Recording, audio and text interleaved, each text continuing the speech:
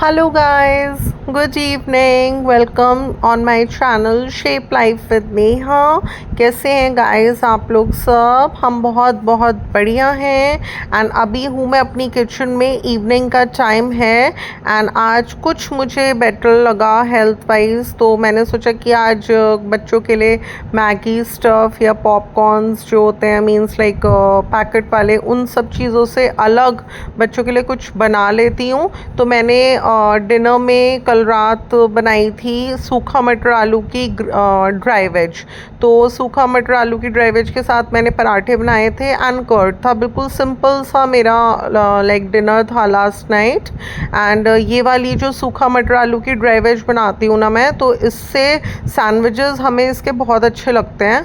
बेटे को तो नहीं लगते, बिटिया को बहुत अच्छे लगते हैं. मैं भी खा लेती हूँ एंड हस्बैंड भी खा लेते हैं. एंड इस सूखा मटर ड्राई वेज की सब्जी को हम ब्रेड के अंदर फिल करके सैंडविचेस भी बनाते हैं एंड हम इसके ब्रेड रोलर्स भी बना लेते हैं. तो अभी फ़िलहाल थोड़ा सा हमें लाइट चाहिए था, बहुत ज़्यादा हैवी नहीं चाहिए था. तो मैंने सोचा कि मैं सैंडविचेस बना लेती हूँ. तो बस अभी मैंने लेफ़्ट ओवर ग्रेवी वेज ली एंड इसको मैं ब्रेड स्लाइसेस में लगा रही हूँ एंड इस तरह से मैं सैंडविचेस बना लूँगी, साथ में बना लूँगी टी. तो गाइस देखिए, मैंने अपने एक ब्लॉग में शेयर करा था आप लोगों के साथ कि किस तरह से आलू गोभी ड्राई वेज को मैं यूटिलाइज़ कर उसके स्टफ़ पराठे बनाती हूँ या फिर उसके भी सैंडविचेस बन सकते हैं आलू गोभी ड्राई वेज के. तो ये भी एक ऐसी ग्रेवी वेज है सूखा मटर आलू की, इसके भी सैंडविचेस या ब्रेड रोलर्स ये बहुत अच्छे लगते हैं. तो बस इस ब्लॉग में एक मैसेज ये भी था कि किस तरह से हम लेफ़्ट ओवर कुछ ग्रेवी वेजेस ऐसी होती हैं कि उन को लेफ़्ट ओवर्स को हम किस तरह से यूटिलाइज़ कर सकते हैं. तो डिनर में बनाई थी, लेफ़्ट ओवर थी, तो बस अब मैं इसके सैंडविच बना रही हूँ. एंड अभी देखिए कितना इस पर डस्ट हो रही है. इसका रीज़न ये है, अभी मैंने निकाला है अपना sandwich maker, grill sandwich maker and अपना जो हैंड वाला सैंडविच मेकर है वो भी. तो लाइक मैंने दोनों ही निकाल लिए क्योंकि मेरा एक्चुअली मैंने 3 सैंडविचेस प्रिपेयर करे. मैं सोच रही हूँ 2 इसमें लगा दूँगी, इतना इसमें सिकेगा, मेरे 2 सैंडविचेस सिकेंगे, इतना मैं एक हैंड वाले में बना लूँगी. तो फिर इकट्ठा ही बनाकर हम ट्रे में ले जाएंगे. तो बस अभी मेरी बिटिया आ चुकी है पूछने के लिए कि क्या बना रहे हो. तो मैंने उसको बता दिया कि सूखा मटर आलू की सब्ज़ी रखी हुई थी, तो मैंने उसके ब्रेड में स्लाइसेस में उस ड्राई वेज को लगाकर तुम्हारे लिए सैंडविचेस बना रही हूँ, टी बना रही हूँ एंड फटाफट बनाकर ले आती हूँ, फिर साथ में बैठकर खाएंगे. क्योंकि ना गाइस मुझे बहुत पसंद है कि लाइक इवनिंग की टी ना मैं लाइक बच्चों के साथ पीऊँ. पहले मैंने बताया था ना, बेटा बहुत इन्वॉल्व रहता था, तो मैं बेटे के साथ टी वगैरह बैठकर पीती थी, कुछ स्नैक्स बना लेती थी बच्चों के लिए. बिटिया को तो बस अपना अकेलापन पसंद था, अपनी पढ़ाई में लगी रहती थी अपना अकेले में, तो बेटा मेरी अच्छी कंपनी बन जाता था. बट आज के टाइम में बिल्कुल उल्टा हो चुका है, उसे घर में रहने की बिल्कुल फुर्सत नहीं होती है. वो पूरा दिन घर से बाहर रहता है और घर में रहता है तो अपने फ़ोन के साथ लगा रहता है. तो बस इसलिए अभी मैं बिटिया के लिए और अपने लिए बना रही थी सैंडविचेस. तो मैंने सोचा साथ में टी हो जाएगी एंड आज बहुत टाइम के बाद कुछ बना रही हूँ क्योंकि काफ़ी टाइम से हेल्थ के डिस्टर्ब होने की वजह से हम बस साथ में कॉफ़ी बना ली या एड टू का पॉपकॉर्न जो रेडीमेड आता है 25 रुपीज़ का पैकेट, वो साथ में बैठ के खा लिया, या फिर हमने फटाफट झटपट मैगी बना ली. यही चल रहा है मेरा. मैं तो देखिए इस तरीके के फूड को बिल्कुल प्रेफर नहीं करती थी, बट कहते हैं ना कि ना से हाँ बेटर होता है. अब देखिए मेरे फादर इन लॉ भी आ गए हैं. मैंने बताया था ना वो 5-10 मिनट के ऊपर ज़रूर आते हैं इवनिंग में मिलने सबसे, बच्चों से, मुझसे. तो बस अभी वो आए थे तो मैंने सैंडविचेस लगाए थे तो वो बंद नहीं हो रहा था मेरा ग्रिल सैंडविच मेकर. तो फिर उन्होंने एक सैंडविच बाहर निकाल दिया, एक को बीच में रख कर लगा दिया. तो देखिए यही होता है बड़ों के साथ रहने से, बड़ों के साथ उठने बैठने से आपको कुछ ना कुछ बेनिफिट ही मिलेगा लाइफ में, कभी आपको लॉस नहीं हो सकता. इस बात को मैं बहुत अच्छे से समझती हूँ क्योंकि मैं खुद जॉइंट फैमिली से हूँ एंड मेरे ताऊ जी ताई जी छोटे बड़े दोनों ही हम लोग मतलब हम लोग सब साथ में रहते थे. छोटे वाली ताऊ जी ताई जी का तो फिर भी थोड़ा सा ये था कि अलग घर बना हुआ था तो उनके यहाँ जाना पड़ता था, बट बड़े वाले जो थे वो साथ में ही रहते थे. तो मैं खुद जॉइंट फैमिली से हूँ, तो मैं एक ऐसे माहौल में शुरू से पली बड़ी हूँ. मैं कभी भी किसी के पास भी जाके बैठ जाती थी, सबसे बातें करती रहती थी. मुझे कभी ना इतना अकेलापन नहीं महसूस हुआ अपने घर में, क्योंकि बोलने चालने वाले बतलाने वाले इतने सारे जने थे। बल्कि मैं तो ये बोलूँगी लिटरली कि मुझे अपनी मम्मी के साथ इतना मन नहीं लगता था, क्योंकि मम्मी हर समय काम में लगी रहती थी। तो मुझे उस समय ये होता था कि कभी भाभी के पास बैठ गई, कभी ताई जी के पास बैठ गई। तो मेरा ना बहुत अच्छा टाइम मेरे मायके में गुजरा है। बल्कि मैं तो ये बोलूँगी मेरी मम्मी के साथ जो मेरी एक अंडरस्टैंडिंग बनी है ना, बहुत अच्छी वाली, कि बस मेरी लाइफ में फिर हर जने की इंपॉर्टेंस ख़त्म हो गई और सिर्फ मम्मी मम्मी की इंपॉर्टेंस रह गई। वो मेरी मैरिज के बाद ही बनी है, क्योंकि देखिए तब तो मम्मी हर समय वर्क में लगी रहती थी, तो मुझे टाइम नहीं देती थी इतना, तो मैं सब लोगों में अपना मन लगा लेती थी। बट उसके बाद मेरी मैरिज होने के बाद उनको बहुत इनसिक्योरिटी हो गई एकदम से, तो वो बहुत चेंज हुआ मम्मी का बिहेवियर। फिर तो वो मुझे इतना इंपॉर्टेंस देने लग गई कि बस ऐसा हो गया था कि हर नीड, बस कहने भर की देर होती थी मम्मी से किसी भी चीज़ के लिए। हर चीज़ मेरे लिए हाजिर थी, मेरे हर सुख दुख में एक छींक भी आती थी मुझे तो मम्मी आ जाती थी। तो मम्मी मेरी बहुत चेंज किया था मेरी मदर ने अपने आप को मेरी मैरिज के बाद। और मुझे सच बता रही हूँ मैं, मेरे को हर चीज़ सेल्फ सफिशिएंट फील होती थी। चाहे मुझे किसी चीज़ की ज़रूरत होती थी, चाहे अकेलापन में डेली मम्मी को फ़ोन में लाती थी, बातों में, हर चीज़ में।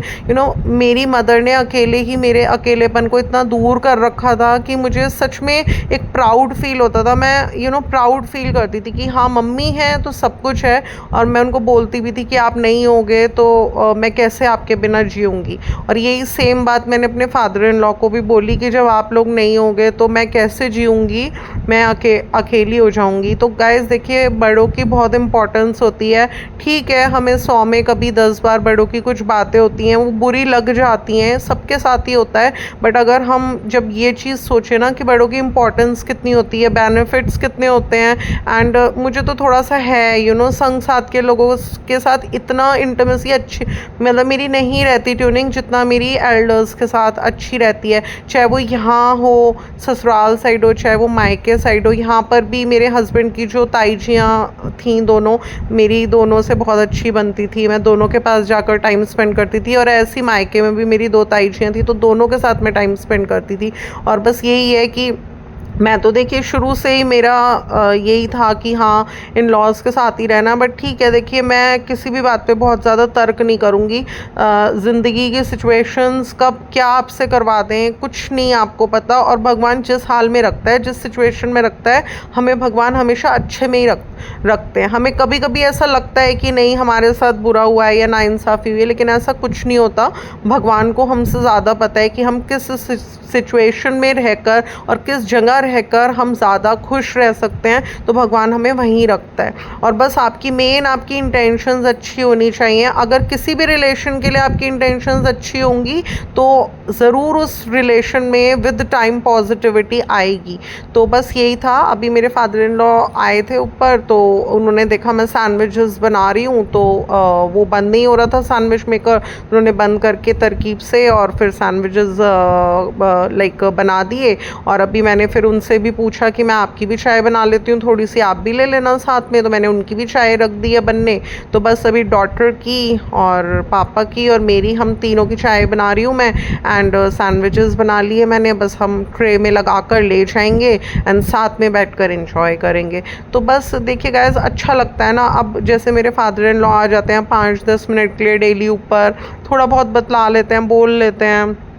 बस इस तरह से ना मेरी भी आदत थी। मैं भी इवनिंग के टाइम में थोड़ा सा टाइम निकाल कर 1 घंटे का मैं भी अपनी भाभी के पास चली जाती थी, छोटी वाली भाभी के पास, जिनका मैंने काफ़ी व्लॉग्स में मदर के साथ भी बहुत जिक्र किया है कि वो मेरी बेस्ट फ्रेंड थी, मेरी सबसे अच्छी कंपेनियन थी। मैरिज से पहले बस घर में अगर मन लगता था ना तो फिर उन्हीं की वजह से लगता था मेरा। मैं रोज़ उनके पास चली जाती थी 1 घंटे के लिए एंड हम लोग खूब बातें करते थे। एंड मतलब उनकी तो अच्छी बातों में मतलब ज़्यादातर बातें उनकी अच्छी होती थी, मेरी बेस्ट कंपेनियन थी। तो अब देखिए मैं उनके पास जाती थी तो उनका भी मन लग जाता था मेरे जाने से। अब इस तरह से मेरे फादर इन लॉ आ जाते हैं ऊपर, तो मुझे भी लगता है कि हाँ इन्वॉल्व सा फील होता है, एक अच्छा सा लगता है कि हाँ ऐसे ही तो अच्छा लगता है कि बच्चे बार बार आपके रूम में आते रहें आपसे बात करने के लिए। अब देखिए फादर इन लॉ आते हैं, अच्छा लगता है, तो उनका नेचर भी मुझे अच्छा लगता है। ऐसी बेटा पहले बिल्कुल घर की हर चीज़ में मेरा, अब जैसे पूजन आने आने वाला है वट सावित्री का,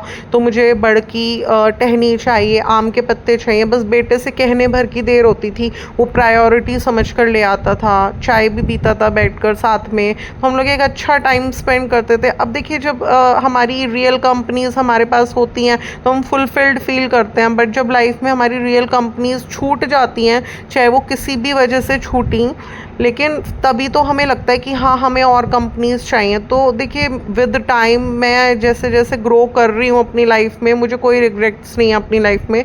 मैं जैसे जैसे ग्रो कर रही हूँ बहुत लोगों का गाइस साथ छूटता जा रहा है। मेरे को एक चीज़ पता है कि जब हम टॉप पर होते हैं ना, बिल्कुल टॉप पर, सक्सेस पॉइंट पर, तो वहाँ पे हमारे कुछ दो चार जने ही हमारे जो बिल्कुल ख़ास होते हैं, जिन्हें हमसे कुछ होता है, लगाव होता है, या उनके मन में हमारे लिए सॉफ्ट कॉर्नर होता है, तो वही हमारे साथ होते हैं। बाकी धीरे धीरे सब लोग छूट जाते हैं। एक झुंड होता है ना, वो सब ख़त्म हो जाता है धीरे धीरे। तो मैं तो लाइक यही बोलूँगी कि मेरी मम्मी, मेरी भाभी उन लोगों में आती थी, एंड मेरे फादर इन लॉ भी उन लोगों में आते हैं।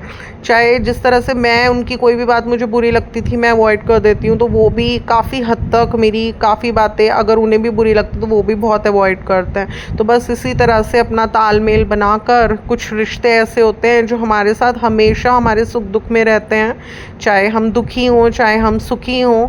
हमारा एक दो रिलेशंस ऐसे ख़ास होते हैं कि हम हमेशा हमें सोचना नहीं पड़ता कुछ लोगों को पूछने के लिए, हम मुंह उठाकर एकदम चले जाते हैं, हम कह देते हैं। अभी देखिए इस बारे में बात हो रही थी, मैंने हॉब लगवाई थी, तो मैंने हॉब लगवाने के लिए मेरे पत्थर की कटिंग हुई थी, तो इस बात पर ध्यान नहीं दिया उस समय कि जो मेरी गैस की लाइन है वो जहाँ आ रही है, तो मुझे हॉब थोड़ी सी अपनी लाइक रेफ्रिजरेटर जो है मेरा, उससे थोड़ी सी स्पेस छोड़कर काउंटर टॉप पर फिर मुझे हॉब लगवानी चाहिए थी, क्योंकि वहाँ से मेरी गैस की लाइन आ रही है। तो अब मैं एक बर्नर अपनी हॉब का यूज़ ही नहीं कर पाती, क्योंकि उसे लाइट करूँगी तो जो गैस लाइन आ रही है, पाइपलाइन आ रही है, तो उसमें फायर होने का बिल्कुल लाइक बर्न होने का उसमें डर रहेगा। और मुझे नॉलेज भी नहीं है कि, तो मैं इसी बारे में पूछ रही थी कि कौन इस लाइन को शिफ्ट करेगा, चेंज करेगा। मुझे यहाँ से हटवा के थोड़ा आगे को शिफ्ट करवानी है, सो डैट मैं अपने चारों बर्नर्स अच्छे से यूज़ कर पाऊँ। तो बस इस बारे में डिस्कशन चल रहा था, मैं अपने फादर इन लॉ से पूछ रही थी कि कौन आता है, कौन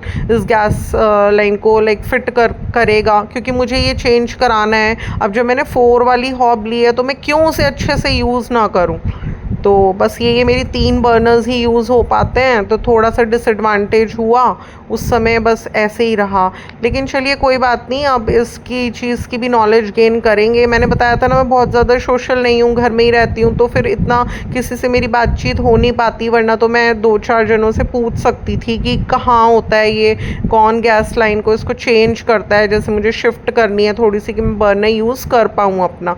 तो थोड़ी सी ये कमी रह गई, उस समय ध्यान नहीं दिया हमने इस चीज़ पर, बट अभी देखिए हो जाएगी मेरी ये। इस व्लॉग में मैंने आप लोगों के साथ डिस्कस किया है कि मैं इस प्रॉब्लम को फेस कर रही हूँ, बट आने वाले व्लॉग्स में जब ये मेरी प्रॉब्लम सही होगी तो मैं वो भी डिस्कस करूँगी कि मैं अपने चारों बर्नर्स अब अच्छे से यूज़ कर पाती हूँ। और अभी बीच में 1 महीना ही हुआ है लगभग, नवरात्रि में ही मैंने अपनी हॉब लगवाई थी, क्योंकि मैंने कहा नवरात्रि बहुत शुभ होते हैं, मैं नवरात्रियों को अपने सारे फेस्टिवल्स के बराबर मानती हूँ, तो इसलिए मैंने सोचा था कि नवरात्रि शुभ होते हैं, तो मुझे नवरात्रि के ड्यूरिंग ही अपनी हॉब लगवानी है। एंड बहुत अच्छे से मैंने इसको आने के बाद तभी स्टार्ट किया, सतिया बनाकर सब कुछ, बट फिर भी पता नहीं क्या हो गया बीच में। अभी लाइक मेरी एक दिन हॉब नहीं चली, मैं बहुत परेशान हो गई थी, क्योंकि अब मेरे पास वो डैट इलेक्ट्रिक स्टोव भी नहीं है मेरे पास कुछ भी।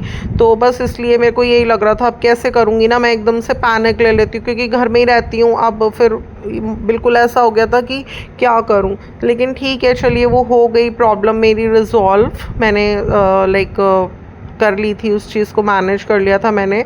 तो बस यही होता है घर में ना, कुछ चीज़ें जैसे गैस सिलेंडर होता है, हमारा गैस बर्नर होता है, हमारा सभी रूम्स में एसी होता है, ये कुछ चीज़ें, वॉशिंग मशीन होती है, रेफ्रिजरेटर होता है, कुछ चीज़ें हमारी ऐसी होती हैं जो अगर ज़रा सा सभी डिस्टर्बेंस हो जाए ना उनमें, तो हम परेशान हो जाते हैं एकदम से।